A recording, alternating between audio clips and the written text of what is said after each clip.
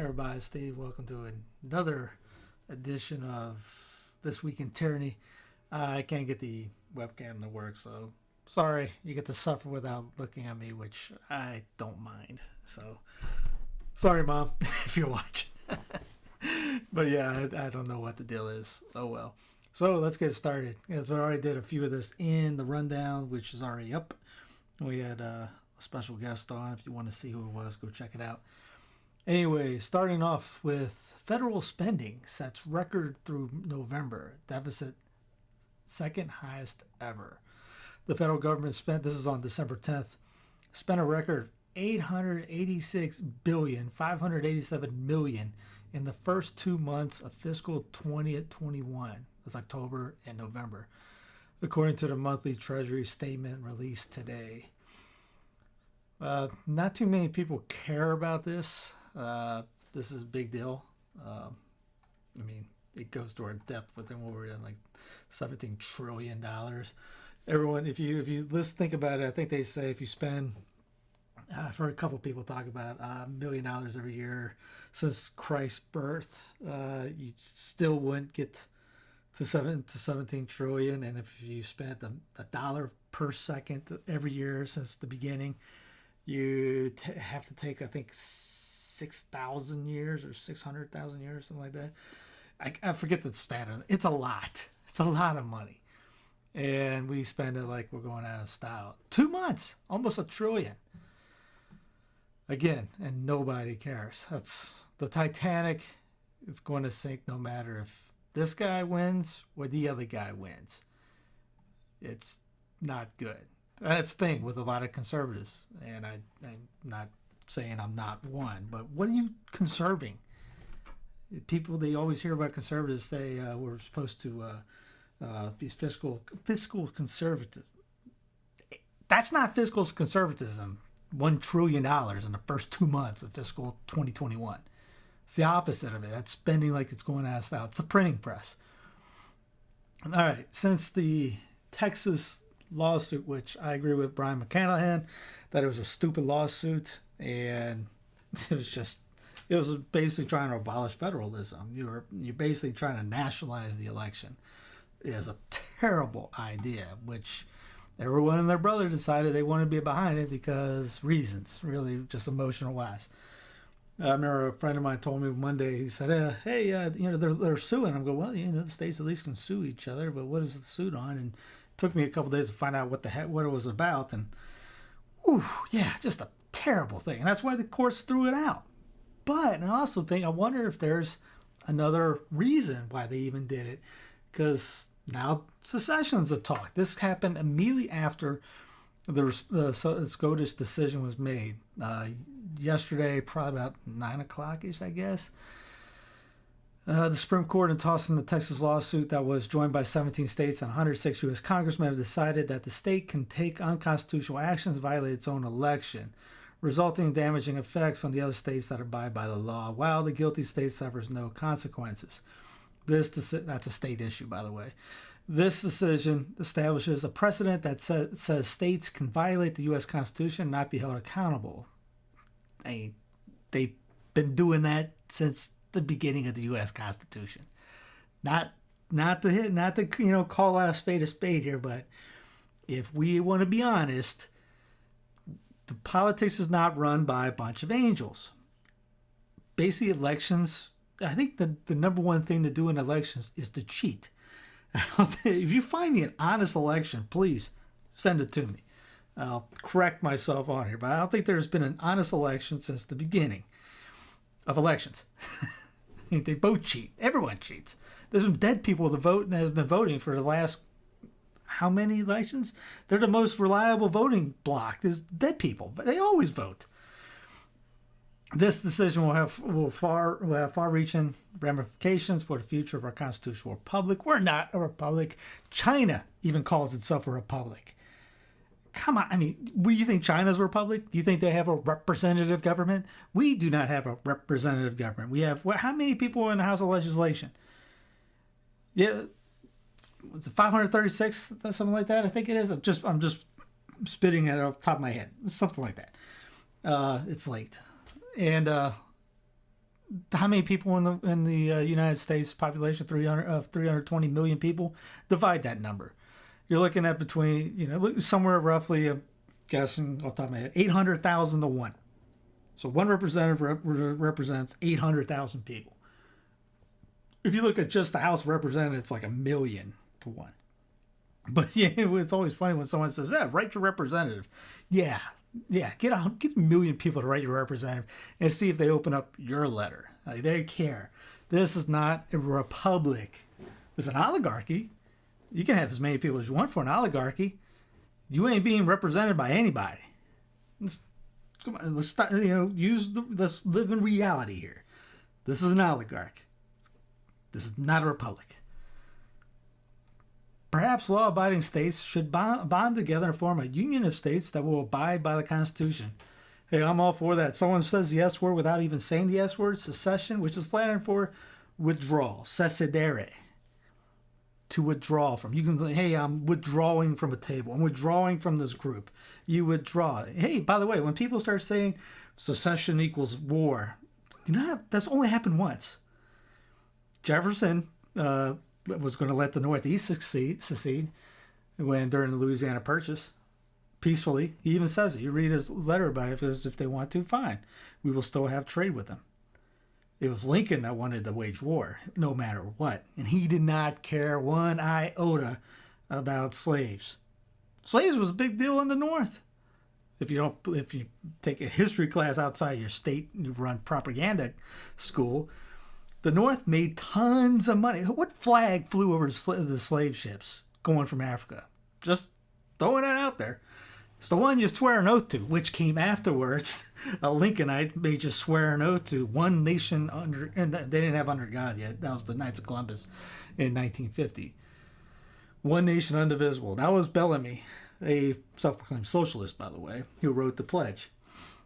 So that trying to get the idea of, and trying to kill the idea that anybody could leave. They basically built a wall around the Union and say a Berlin Wall and said you can't leave it since Lincoln. But now there's people starting to talk about it. They've been talks about it for the last 10, 15 years that I'm aware of. And this is a great idea. It needs to be talked about. It needs to be pursued at least. This is too big. Don't worry about left. Don't worry about right. Don't worry about conservative. Don't worry about liberal. Think about scale. The United States of America is out of scale. It's too big. Too big, you're going to have tyranny. I read a thing in the rundown from the book, Rethinking the American Union for the 21st Century by Don Livingston. I'm going to actually try to see if I can get him on the show one time, talk about this. Read up on this. Go to the Abbeville Institute website, YouTube channel. They have a ton of talks on this stuff. Great, too. But while you do that, you also have to worry about thinking locally and acting locally. Now, full disclosure, Schwab and Soros think local and act local. They are putting money into local elections. How do I know? If you look up anything about North Carolina's Governor Cooper, he got money from Soros. Just this week, as one National Guardsman said on Monday, this isn't a stay-at-home order. Stay-at-home is cutesy wording for martial law. Well, this started yesterday, Friday, in the state of North Carolina. So on your side, as COVID-19 cases set new records in both the Carolinas tonight. We're going to start with North Carolina. Take a look at the numbers. A new record high, 7,500 people who took... By the way, he's blaming it. I saw the presser. He blames it on Thanksgiving, by the way. ...took tests came back positive in the last 24 hours. The state says 1 in every 10 people getting tested are coming back positive for COVID. Hospitalizations are also at an all-time high. The new statewide curfew goes into effect tonight. The curfew means you should be at home between 10 p.m. and 5 a.m. every night. You're asked to be at home unless for essential needs or work. Businesses must stop serving alcohol at 9 p.m. and close by 10, although they can offer delivery. That curfew coming as Mecklenburg County health officials say they're worried about some businesses that haven't been following the restrictions already in place. Health officials showed this video during its COVID-19 update today. We're told it's from QC Social Lounge in Uptown Charlotte last night. It was recorded. You can see packed with people. Public Health Director Gibby Harris says as of now, there are no extra restrictions for people in Mecklenburg County. The leaders in Mecklenburg County have all agreed that we will comply with the governor's order. I don't believe anything is off the table. I think we'll continue to watch that. We really want our businesses to be open. No, they don't. As well as our schools, as well as we don't want our hospitals to be overwhelmed. They're not. So we're going to do what we need to try to make that happen. Mecklenburg County alone reported 525 new cases of the virus. More cases. No one has any symptoms, but there's cases. So you got a bunch of healthy people running around without the sniffles. Yeah, here's the Fuhrer himself down here. I won't play unless you really want to play it. It's cute. Every time he walks away, he takes his mask off. I don't know if you saw the video from even DC. The guy stands in the corner, puts his muzzle on, then walks to the podium and takes it off. It's a circus. Realize that this is just nothing but a farce. They're lying to you, and people are buying into it. And these guys, I don't know why anybody's listening to this guy, which actually is a pretty good idea that the Charlotte Police Department basically came out and said they're not going to really do anything about this. They're going to use it as a last straw to citate anybody. I know my area, the sheriff, which you need your sheriff on your side, and the cops, they don't care. They're not. Most of the people aren't obeying this thing that I'm aware of. There's a lot are though. Establishments that are subject to this order include amusement parks. I don't know too many. Carowinds is not open. It's not open any time during the day, but amusement parks are closed. Okay. Bars, lounges, arenas, fitness centers, 24-hour fitness centers, things like that. Movie theaters, meeting spaces. I didn't even know movie theaters were even open. Museums and aquariums. What museums open at midnight or 2 a.m? Personal care, restaurants, breweries, distilleries, wineries, blah, blah, blah, blah, blah, blah. So restaurants, breweries, and distilleries and wineries continue takeout and delivery for 10 p.m. I don't know anybody in here that has a brewery or anything like that does that. It's just nothing like that I know of. The exceptions were great. I saw third party guys like Uber Eats and Instacart can still go. There was a cool part. It was just funny. I don't know where it's at. It's not on this one. It was on another link. That one of the exemptions, a couple of the exemptions were football and pro football and NCAA games, and the homeless. Well, like, thanks. The homeless aren't going to get penalized for not being at home. Thanks, Governor. Same as they got the 10 mandates, blah, blah, blah. So you got to, think locally and act locally. These guys you need to fix your state before you leave the union, which you should be fixing your state, even if you stay in the union, which you shouldn't stay anyways, because you're basically saying I'm sticking with the Titanic. Not to be outdone, the next day, Virginia to institute nightly curfew, new gathering limits, mask rules. Governor Ralph Northam announced Thursday a curfew from midnight to 5 a.m. aimed at stopping the spread of the Rona and the commonplace and record spicing cases. The curfew starts 12 a.m. Monday, so that starts, today's Saturday, it's going to start Monday. We started on Friday. So they got their thing reduced from 25 to 10. Yeah, it's the same idea, except just a different. Hold my beer, we're doing it too. Remember that video? You see it from the World Economic Forum. You or own nothing, no meat, and all this. This is where that video came from. Just to let everyone know, I'll have everything in the show notes for you, so you can check it out. She changed the title. I said, "Here's how life could change in my city by the year 2030." That was not the original title before. I can't think of it right now, what it was, but I want to say it was basically. What will be 2030? There's something more provocative than this. Does it say anything on here that she changed it?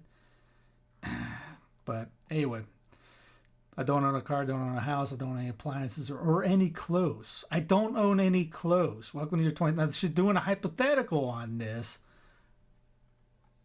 More information, watch the What If Privacy Becomes a Luxury Good session. I'll check that out later today. I didn't know there was one on there, so I'll take a look at that too, just for giggles.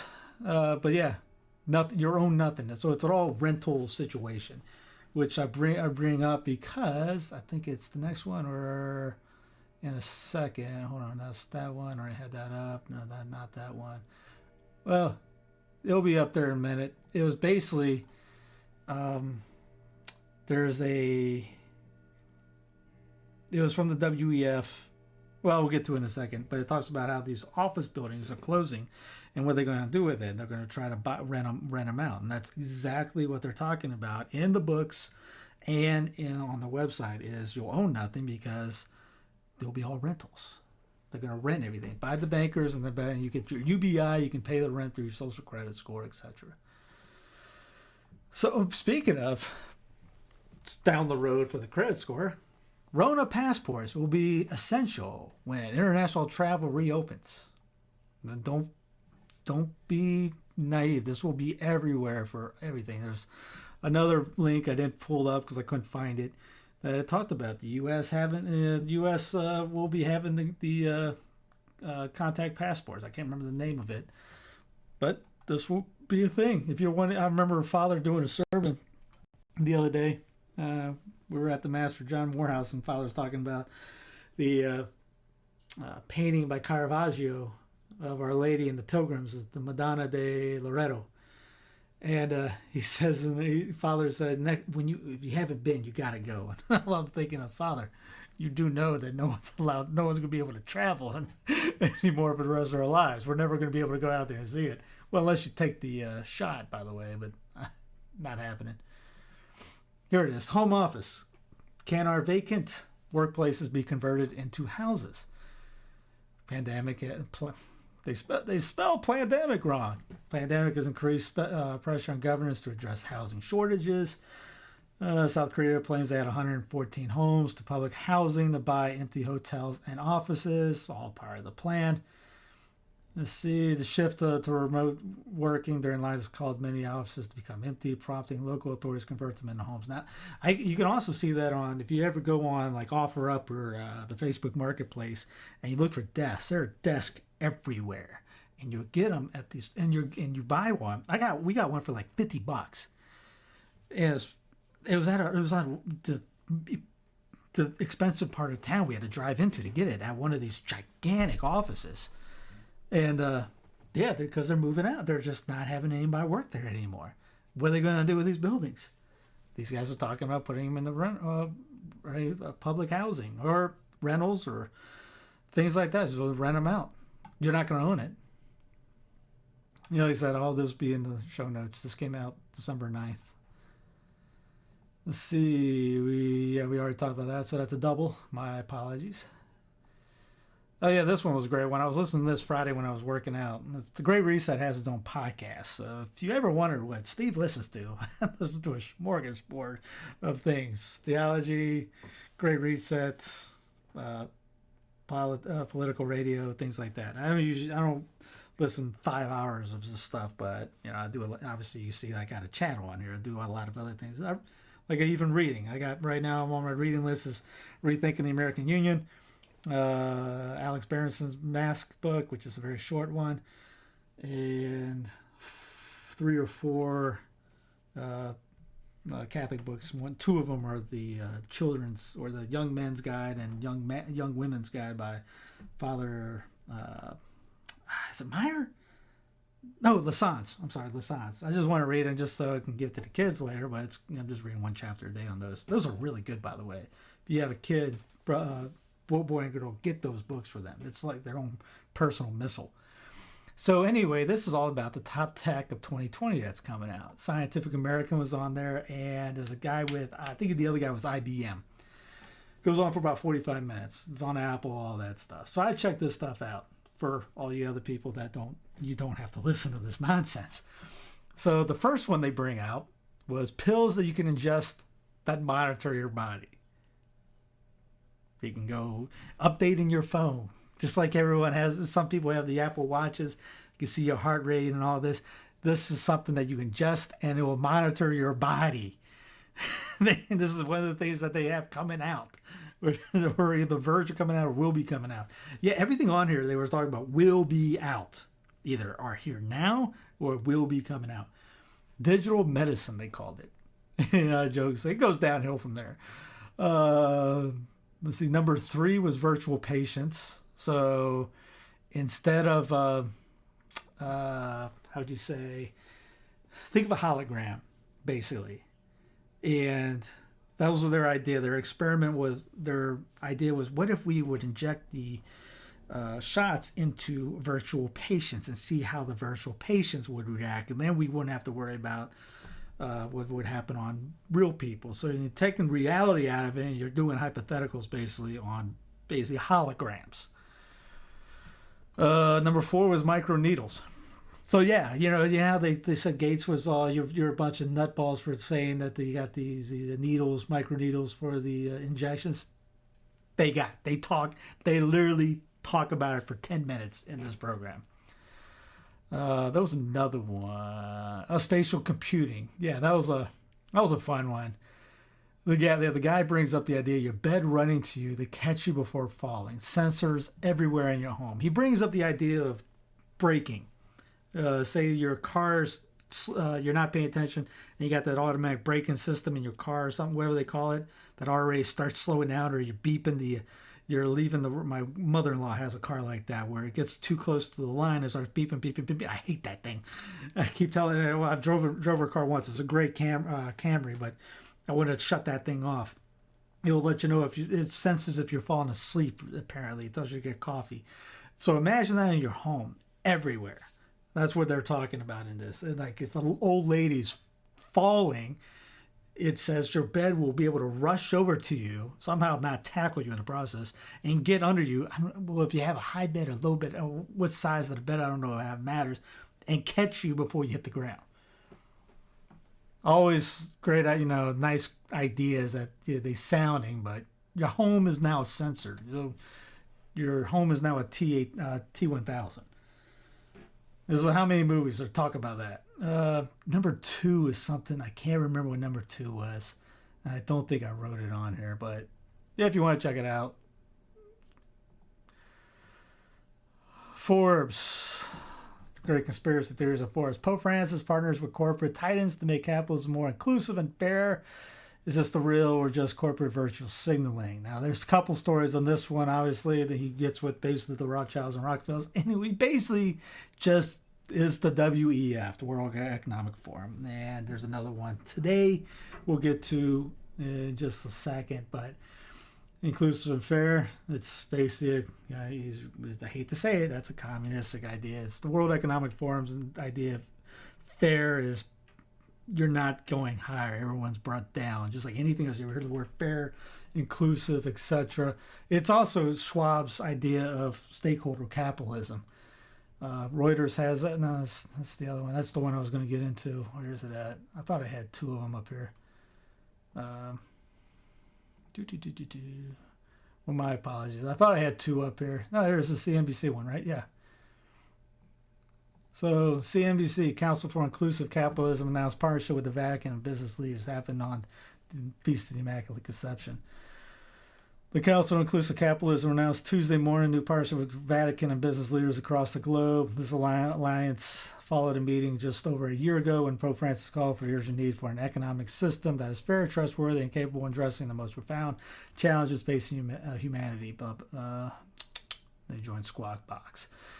So this is all about stakeholder capitalism that these guys are doing, and Schwab's coming out with a book on that. I'm hoping to get Michael Graney from the Economic and Social Justice Group that we've had on the show many times to do socialism and social justice to come on basically to combat this. Oh, we got video. I didn't even think about that. So this morning, the Council for Inclusive Capitalism announcing a new partnership between the Pope, the Vatican, and business leaders across the globe. It follows a meeting just over a year ago in which the Pope Francis called for the urgent need for an economic system that is fair, trustworthy, and capable of addressing the most profound challenges facing humanity. Executives are now committing to the council's pledge to create a more sustainable and equitable system. They include Bank of America CEO Brian Moynihan, Johnson & Johnson CEO Alex Gorsky. Notice no one's social distancing. No one's wearing a mask. But if you see any time else, all these bozos are wearing masks. I don't want to say.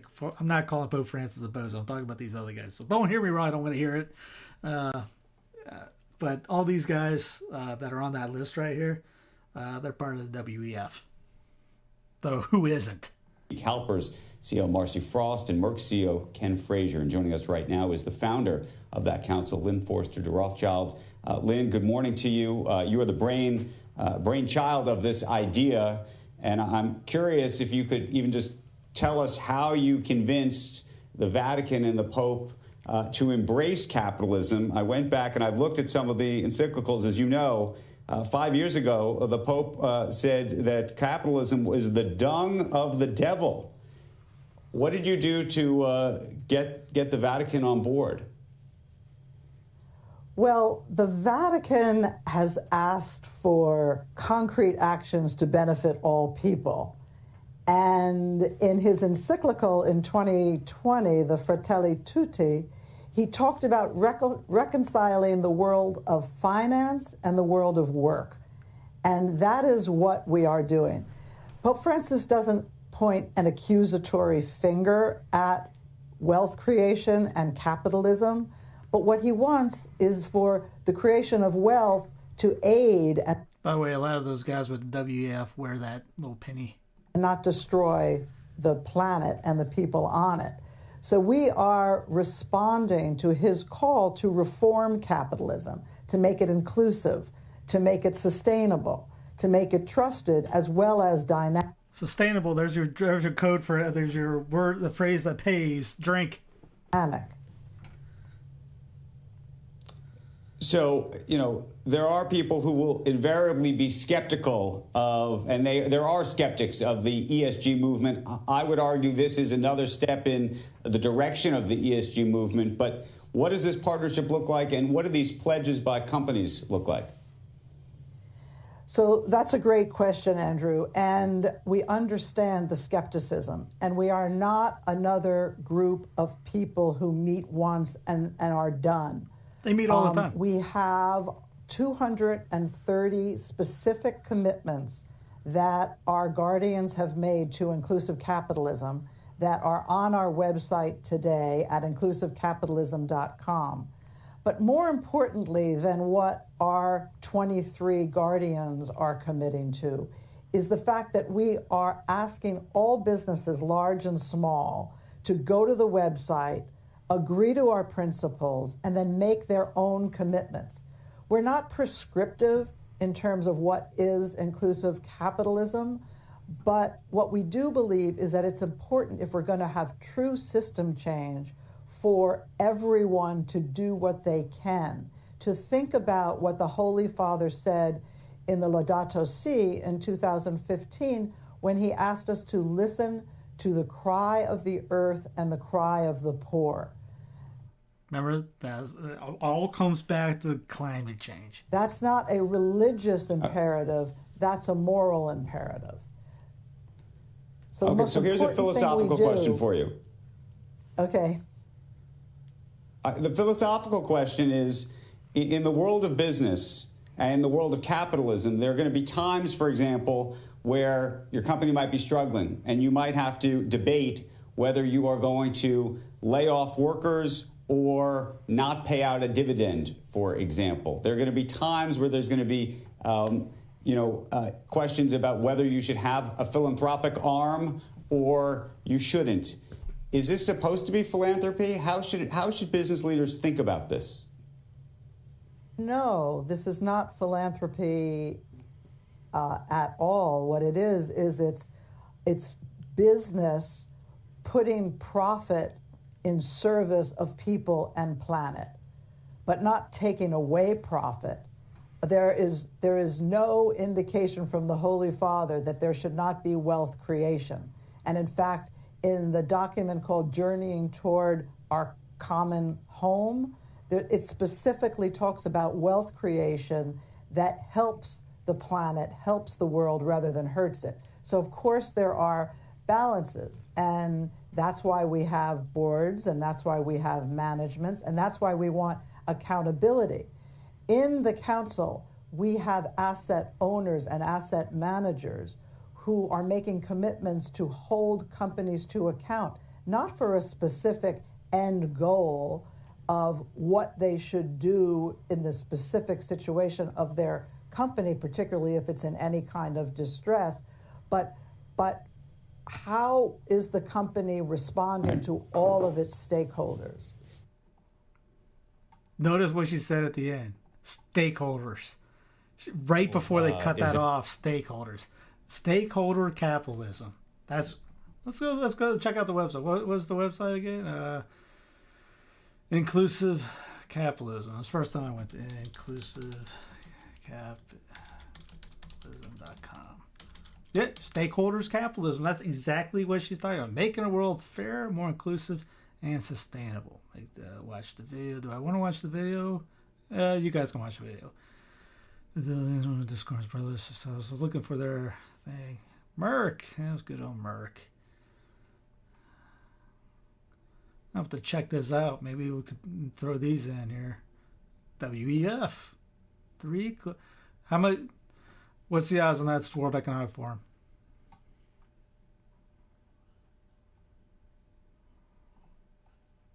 World Economic Forum.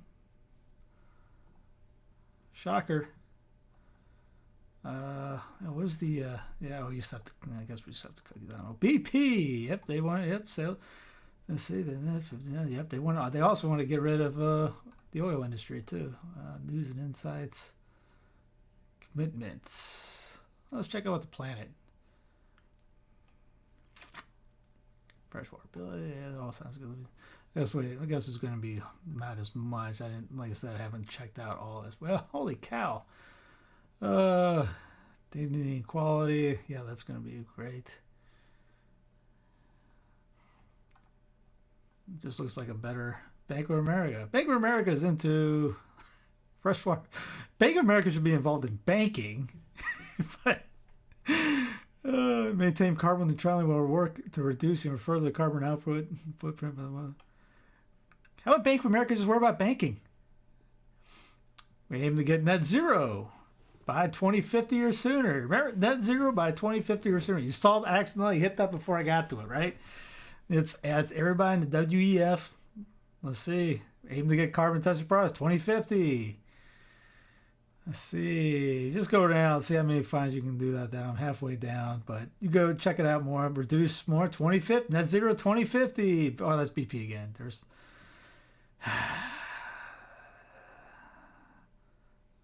DuPont, 2050, net zero, 2030. Look how many 2030s and 2050s show up.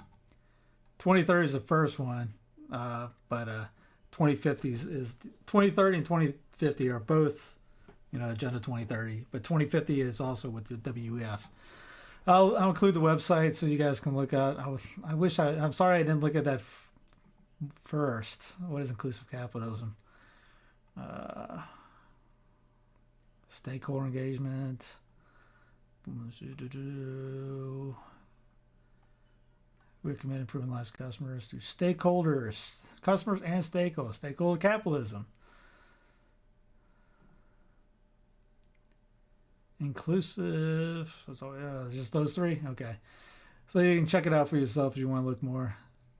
So there it goes. Pope just today came out today. Pope commits Vatican to net zero carbon emissions by 2050. So on the Feast of Our Lady Guadalupe, that was the main thing to talk about was 2050 net zero carbon emissions. WEF, Fourth Industrial Revolution, Great Reset. All about that. He wants to make the Vatican City, which is a 108-acre 108-acre city-state surrounded by Rome, would be doing is to fight climate change. Think about that. That's like asking Belmont, North Carolina. It's even bigger in Belmont, I guess. Downtown Belmont, North Carolina, which most people don't even know how big that is. It's just a couple stops. Cowpen, South Carolina. Just imagine Cowpen, South Carolina saying, there's one stoplight, by the way. We're going to make this place zero carbon emissions. Talk about worthless. And I immediately, when I read this, I was thinking of George Carlin when he starts going, now don't recommend it because it's got a bunch of cuss words in it, but he starts laughing about how environmentalists want to think that we could fix the planet by eliminating plastic bags and putting a bicycle pass. It's just arrogance of people to think that we can control that we're in charge of the weather, basically, and we're destroying the planet. Yes, be reasonable with yourself and we're supposed to be stewards of the environment, but it's that whole green is that watermelon theory. Green on the inside, green on the outside, commie red on the inside. Was it green on the outside, commie red on the inside? Tongue tied. Here's a cool article. Well, maybe I'll give that to the Tyrant of the Week award, but it's really not a tyrant. It's just the Idiot of the Week. COVID has turned breathing into a deadly event and all of us into potential serial killers. This is in the USA Today. Came out November 30th. If you want to read it. It's basically just a commie idea that to try to get people to think that their neighbors or even family members are the enemy, and they turn you in. You can turn them in. This I thought was funny. A pandemic side effect. Use mask polluting California coastal waters. I laughed my head off when I saw that just because of this. Is there a video? Please tell me there's a video. Greenwich Time. Come on. No? We'll try it. We'll try refreshing. Maybe get lucky. Maybe not. Anyway, you want to read it? Check it out. I'm trying to go through this a little faster now, but it's I mean this in a high wealth area, and even if you see it, says a guy, 74-year-old tossing a ball to his black lab Addie on a recent clear morning. It's now like cigarette butts or anything. You see it on the sides of the path, the sides of the road. If you don't see it, you are not looking. So people are dropping their immune systems all over the place in California. This was something 4 days ago. Remember that whole idea of the cyber attacks that Schwab was talking about? Well, BBC News reports U.S. cybersecurity firm FireEye hit by state-sponsored attack. Keep an eye on this one. We don't know much else besides this, but keep an eye out. If you want to read this up, again, it'll be all in the show notes. This is Robert Moynihan posted this. I was shocked. I don't think I heard anybody talk about this one. This was by Archbishop Carlo Vigano, Meditation on the Great Reset and the Liberty of Christians. He brings up Schwab declared that, quote, COVID is an opportunity for the Great Reset. In reality, Schwab was ravished in repeating what Jacques Attali said in the French weekly L'Express in May 3, 2009, so 11 years ago.